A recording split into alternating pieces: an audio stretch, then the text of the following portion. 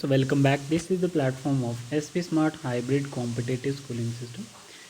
बच्चे आज हम लोग क्लास 12th बायोलॉजी का चैप्टर 9 इसका पार्ट 3 देख रहे हैं।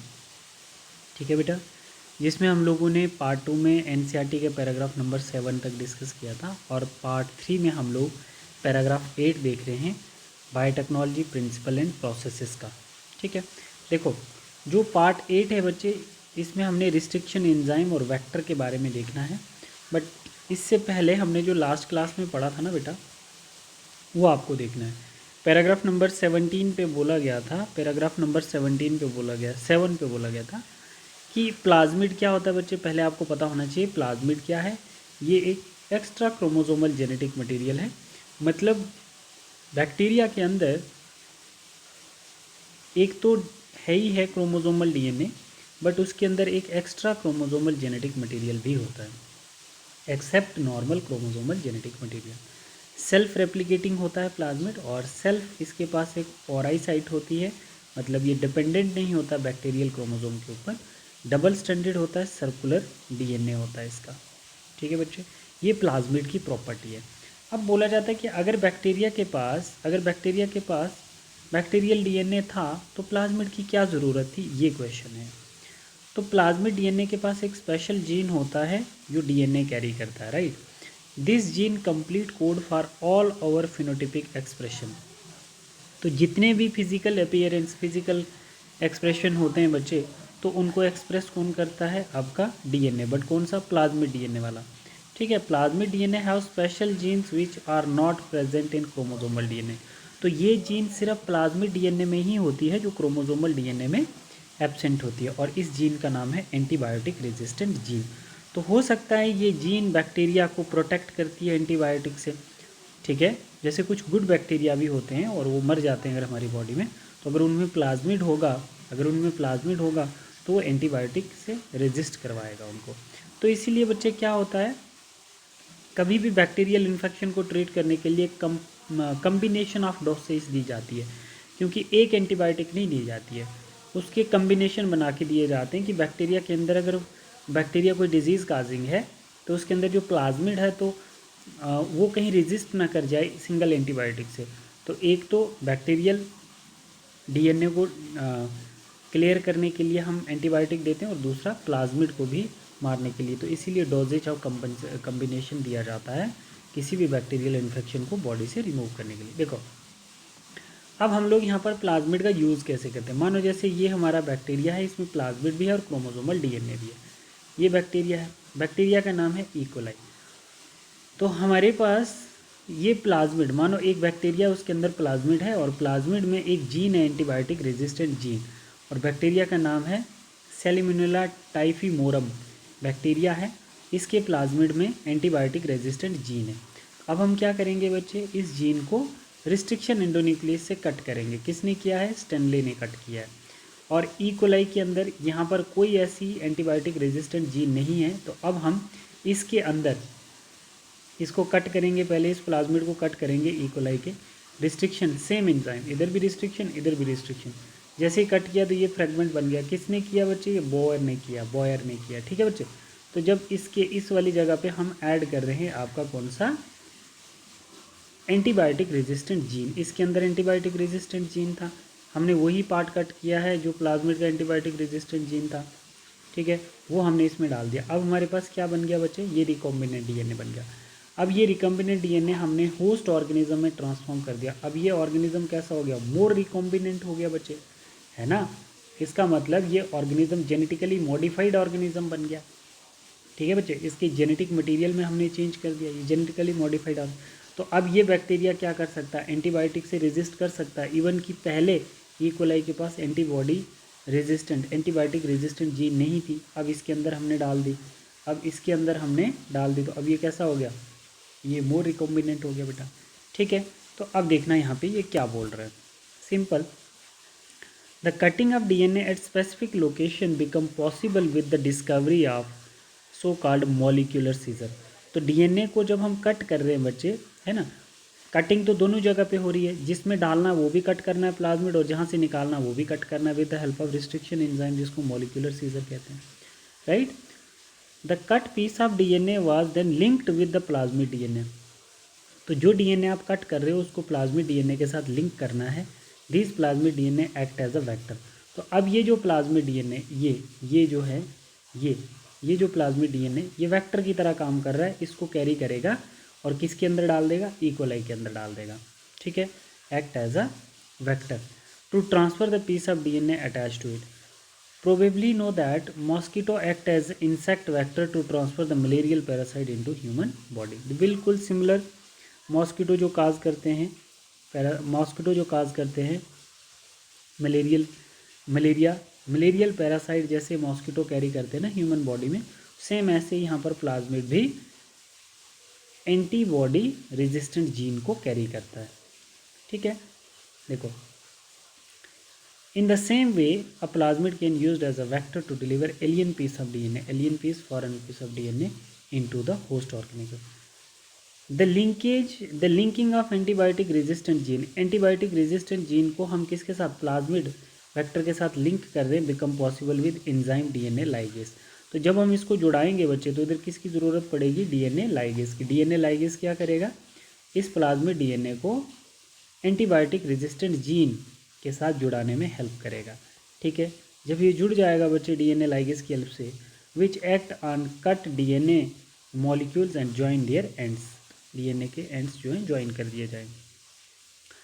This make a new combination circular autonomously replicating DNA, एक नया कॉम्बिनेशन बन जाएगा जो रेप्लिकेट करेगा, created in vitro known as recombinant DNA. ठीक है बच्चे, इन विट्रो फर्टिलाइजेशन हो जाती है ऐसे ही, इसी को हम रिकॉम्बिनेंट डीएनए कहते हैं। When this DNA is transferred to Escherichia coli, इसी डीएनए को हम किस में ट्रांसफ़र कर देंगे, ई कोलाई के अंदर ट्रांसफ़र कर देंगे। A bacterium closely related to the salmonella. ठीक है, और जैसे हम और वो जो हमने एस्चेरिया कोलाई में फॉरेन डीएनए ट्रांसफ़र किया, तो अब ये ई कोलाई बैक्टीरिया कैसा दिखने लगा, सैल्मोनेला की तरह दिखने लगा। It could be replicating using the new host. DNA polymerase enzyme make multiple copies, जो डीएनए पॉलीमरेज होता है बच्चे एंजाइम, वो बहुत सारी कॉपीज़ बना लेगा। ठीक है, the ability of multiple copies of antibiotic resistant genes in E coli was called cloning. ठीक है, अब सेम एक जैसी कॉपी इसके अंदर बनती जाएंगी। ठीक है, ऐसी बहुत सारी कॉपीज़ बनती जाएंगी, उसको हम क्या बोलते हैं, क्लोनिंग बोलते हैं। The ability of multiple copies of antibiotic resistant gene that E coli was cloning are antibiotic resistant gene in E coli. तो अब ये जो ई कोलाई था इसके अंदर कोई एंटीबायोटिक रेजिस्टेंट जीन नहीं था, बट अब हमने इसके अंदर क्या कर दिया, एंटीबायोटिक रेजिस्टेंट जीन डाल दिया। अब ये जेनेटिकली मॉडिफाइड ऑर्गेनिज्म बन गया। ठीक है, बट यहाँ पे देखना है कि ये जो रिस्ट्रिक्शन एंजाइम है, डीएनए का एक सीक्वेंस होता है बच्चे जिसको हम पैलेंड्रोमिक सीक्वेंस कहते हैं, मतलब GAATTC। ये गाटक वाला जो सीक्वेंस है ना बच्चे, आप इधर से इसको रीड करो, रीडिंग ओरिएंटेशन सेम है, आप इधर से रीड करो, रीडिंग ओरिएंटेशन सेम रहती है। तो डीएनए के ऊपर जहाँ पर भी आपको गाटक वाली लाइन दिखती है वो पैलेंड्रोमिक सीक्वेंस होता है, वहाँ से रिस्ट्रिक्शन एंजाइम जो होता है वो कट करता है इस डीएनए। तो यहाँ से जी और ए के बीच में से कट करेगा। ठीक है, जैसे restriction enzyme they cut the DNA strand at specific recognition site को हम जहाँ पर रिस्ट्रिक्शन एंजाइम ने एक्ट करना होता है by cleaving the phosphodiester bond. तो अब ऑब्वियस सी बात है, इनके बीच में कौन सा बॉन्ड होगा, ए और जी के बीच में बॉन्ड कौन सा होगा, फॉस्फोडाइएस्टर बॉन्ड। तो यहाँ से जब ये कट करेगा तो आपका क्या होगा, फॉस्फोडाइएस्टर बॉन्ड होगा। वेक्टर जो होता है वो क्या करता है, मतलब वेक्टर जो होता है वो कैरी करता है किसको, एलियन डीएनए को कैरी करेगा किसमें, प्लाज्मिड डीएनए में। ठीक है, अब ये जो प्लाज्मिड है बच्चे ये वेक्टर की तरह काम करता है। जो प्लाज्मिड के ऊपर हमने फॉरेन जीन लाइगेज की हेल्प से कंबाइन किए, तो अब उसको कैरी करके ई कोलाई की बॉडी भी लेके जाएगा। ठीक है, तो रिस्ट्रिक्शन एंजाइम और वेक्टर का कंट्रीब्यूशन बहुत ज़्यादा रहता है रिकॉम्बिनेंट डीएनए बनाने में। ठीक है, हम डायग्राम्स भी अभी तक देख रहे थे पैराग्राफ नंबर 7 पे। DNA ligase to join the DNA fragment help to formation of phosphodiester bond between sugar and phosphate which break restriction enzyme. इसी को फॉस्फोडाइएस्टर बॉन्ड को रिस्ट्रिक्शन एंजाइम ब्रेक करता है। देखो रिस्ट्रिक्शन एंजाइम जो होता है वो एक्ट करता है जी और ए के बीच में। ये पैलेंड्रोमिक सीक्वेंस आ गया बच्चे, ऐसे एक्ट करेगा, इनको ऐसे कट कर देगा। हमेशा याद रखना जो इसका 5 प्राइम एंड होता है पैलेंड्रोमिक सीक्वेंस का, जहाँ पर भी डीएनए के ऊपर गाटक दिखेगा GAATTC, GAATTC, ये 5 प्राइम एंड आ जाएगा, ये 3 प्राइम एंड आ जाएगा, ये 5 है ये 3 है, इधर से 5 देखो ये 3, तो यहाँ पर रिस्ट्रिक्शन एंजाइम आके एक्ट करेगा तो उनको कट कर देगा। ठीक है,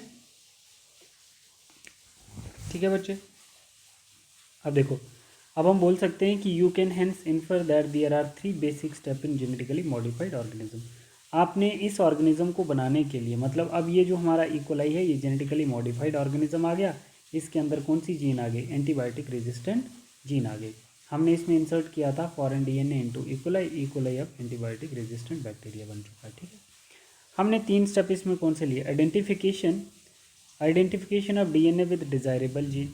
हमने पहले डिज़ायरेबल जीन ली, और डिज़ायरेबल जीन हमारी कौन सी थी, एंटीबायोटिक रेजिस्टेंट जीन। हमने किससे निकाली, सेल्मोनेला टाइफोग्रियम से निकाली। फिर हमने introduction of identified DNA into host cell, हमने इकोलाई का प्लाज्मिड में डाल दी। फिर maintenance of introduce DNA in the host and transfer to the DNA its progeny. ठीक है, ये 3 स्टेप हमने देखे। ये 3 स्टेप कैसे, एंटीबायोटिक रेजिस्टेंट जीन हमने एक्सट्रैक्ट की सेल्मोनेला टाइफोम्यूरियम प्लाज्मिड में, है ना, इधर से हमने एक्सट्रैक्ट की बच्चे। ये किसने किया, Stanley and Cohen, Herbert Boyer ने, ये इन्होंने किया। RDNA फॉर्मेशन कर दी इन्होंने, क्योंकि प्लाज्मिड से भी निकाला है इन्होंने, इकोलाई से भी प्लाज्मिड निकाला। Transfer to the host organelle, recombinant host बन गया, cloning form multiple copies via application. तो फर्स्ट रिकम्बिनेंट डीएनए बनाया किसने, Stanley Cohen and Herbert Boyer ने। कैसे बनाया वो मैंने आप लोगों को बता दिया बच्चे। ठीक है, फिर उसके बाद हमारे पास आता है what are the tools of recombinant DNA technology. हमें एक जेनेटिकली मॉडिफाइड ऑर्गेनिज्म बनाने के लिए क्या क्या टूल्स की रिक्वायरमेंट होती है। हम बोल सकते हैं बच्चे, जैसे वी हैव टू की टूल्स क्या क्या है, रिस्ट्रिक्शन एंजाइम, हमें रिस्ट्रिक्शन एंजाइम चाहिए, पॉलीमरेज एंजाइम चाहिए, लाइगेस चाहिए, वेक्टर चाहिए, एंड द होस्ट ऑर्गेनिज्म जिसमें हमें डालना होता है ना। अब देखो कैसे, जैसे एक एंजाइम चाहिए, एंजाइम लिटिक एंजाइम चाहिए, डीएनए पॉलीमरेज और डीएनए लाइगेस, ये एंजाइम चाहिए हमें। ठीक है, जैसे डीएनए पॉलीमरेज जो होता है बच्चे, न्यूक्लियोटाइड और न्यूक्लियोटाइड, जैसे यहाँ पे ये कट करेगा कौन, रिस्ट्रिक्शन एंजाइम कट करेगा, कट करने के बाद डीएनए पॉलीमरेज जो होगा बच्चे, वो nucleoid plus nucleoid plus nucleoid add करके वो क्या बना देगा, एक पॉलीन्यूक्लियोटाइड चेन बना देगा। बट डीएनए लाइगेज जो होता है वो क्या करता है, डीएनए लाइगेज, जैसे मानो यहाँ से कट हुआ, ये 3 प्राइम एंड है, यहाँ से कट हुआ 5, 5 और 3 जुड़ जाएंगे, और यहाँ पर मानो 5 है, यहाँ 3 है, तो यहाँ पर 5 और 3 कंबाइन कर, तो ये दोनों में फॉस्फोडाइएस्टर बॉन्ड बनता है, डीएनए लाइगेज में भी और डीएनए पॉलीमरेज में। ठीक है, देखो हम यहाँ पे बोल रहे थे multiple nucleotide to join form polynucleotide chain, DNA polymerase, और डीएनए लाइगेज जो होता है ये 2 न्यूक्लियोटाइड को ज्वाइन करता है। ठीक है, both form phosphodiester bond but process is different, दोनों ही फॉस्फोडाइएस्टर बॉन्ड बनाते हैं, डीएनए पॉलीमरेज भी और डीएनए लाइगेज, बट दोनों का प्रोसेस क्या है, डिफरेंट है। और क्या चाहिए, एल्कलाइन फॉस्फेट चाहिए हमें। ठीक है, टूल बायोटेक्नोलॉजी के जेनेटिकली मॉडिफाइड ऑर्गेनिज्म बनाने के लिए न्यूक्लियसिस चाहिए हमें। तो बच्चे जो न्यूक्लियसिस होता है, जो हमारा break phosphodiester bond contrary to DNA ligase and DNA polymerase, DNA ligase और डीएनए पॉलीमरेज जो करते हैं उनके अपोजिट न्यूक्लियसिस करता है। न्यूक्लियसिस के पास एक एक्सोन्यूक्लियस और एक एंडोन्यूक्लियस एंजाइम होते हैं जो क्या करते हैं, एक्सोन्यूक्लियस एक्टिविटी डीएनए के कहाँ पर होती है, टर्मिनल साइड पर, और endonuclease activity they always cut within the DNA at specific position, गाटक के सेंटर में कट करेगा एंडोन्यूक्लियस। ठीक है, और एक्सोन्यूक्लियस कहाँ पे, टर्मिनल पोजीशन पे कट करता है। कट करने का मतलब क्या है, कट करने का मतलब है कि वहाँ से हम लोग इंसर्ट करते हैं किसको, फॉरेन डीएनए को। तो हमने इसके टूल देखे हैं बच्चे, एंजाइम, वेक्टर, होस्ट, पैराग्राफ 10 तक हमने देखा है। अगर आपको कोई डाउट होगा तो आप मुझे पूछना। ठीक है, अब हम नेक्स्ट क्लास में देखें what are the role of restriction enzyme. Thank you, God bless you all.